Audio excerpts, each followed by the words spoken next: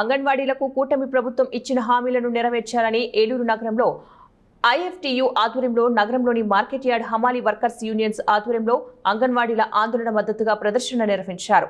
ఈ సందర్భంగా ఐఎఫ్టియు జిల్లా ప్రధాన కార్యదర్శి భద్రా వెంకట్రావు మాట్లాడుతూ అంగన్వాడీలు గతంలో 42 రోజుల రాష్ట్ర వ్యాప్త సమ్మె చేశారని, ఆ రోజు అంగన్వాడీల శిబిరంలోకి వచ్చిన టీడీపీ నేతలు మా ప్రభుత్వం అధికారంలోకి వచ్చిన తర్వాత మీ హామీలను నెరవేరుస్తామని వాగ్దానాలు చేశారని అన్నారు.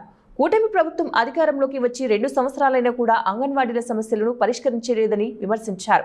మార్చి 2వ తారీఖున రాష్ట్ర వ్యాప్తంగా విజయవాడలో మహాధర్నాలు చేపడతామని, ఈ ధర్నాకు ఐఎఫ్టియు తరపున పూర్తి మద్దతు ఉంటుందని తెలిపారు. బీజేపీ అటు జనసేన ప్రభుత్వాలు టెంటల్ దగ్గరికి వెళ్ళి అంగన్వాడీ కార్మికులకు ఒక బలమైనటువంటి హామీ ఇచ్చారు. అమ్మా అంగన్వాడీ కార్మిక సోదరులారా, మీరు మా ప్రభుత్వాన్ని నగ్గించండి, మీకు పూర్తిగా మద్దతు తెలియజేస్తాం, మీ సమస్యలు ఏదైతే ఉన్నాయో ఆ సమస్యలను పరిష్కరిస్తాం, మాట ఇస్తాం, నిలబెట్టుకుంటాం అని బాబు గారు కూడా అంగన్వాడీ కార్మికుల టెంటల్ దగ్గరికి వెళ్ళి బలమైనటువంటి హామీ ఇచ్చి ఉన్నారు.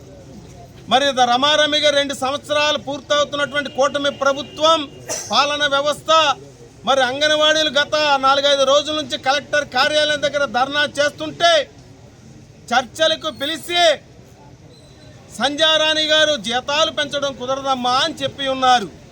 మరి ఇది ఎక్కడ న్యాయమని ప్రశ్నిస్తున్నాం.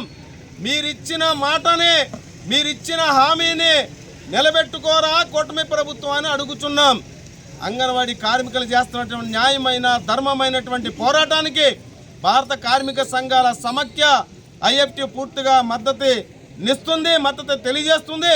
అదేవిధంగా అయితే వాళ్ళకి సంబంధించినటువంటి ప్రధాన డిమాండ్స్ వేపల పేరుతో మహిళలపై దాడులు, వేపల పేరుతో పని భారాలు, జీతాలు అరాకొర జీతాలతో కార్మికులను ఇబ్బంది పెట్టేటట్టు అంగన్వాడీ కార్మికులకి జీతాలు పెంచాలని చెప్పి, ప్రభుత్వ ఉద్యోగులుగా గుర్తించాలని చెప్పి, యాప్ల ద్వారా ఏ అయితే ఇబ్బందులు పెడుతున్నారో యాప్లను నిషేధించాలని చెప్పి వివిధ సమస్యల మీద ఇవాళ కూటమి ఇచ్చిన హామీని నిలబెట్టుకోవాలని చెప్పి ఇవాళ మొన్న 23 దగ్గర నుంచి రేపు 2వ తారీఖు చెలో విజయవాడ దాకా కార్యక్రమం అన్నింటికి కూడా ఐఎఫ్టీగా బలపరుస్తున్నాం.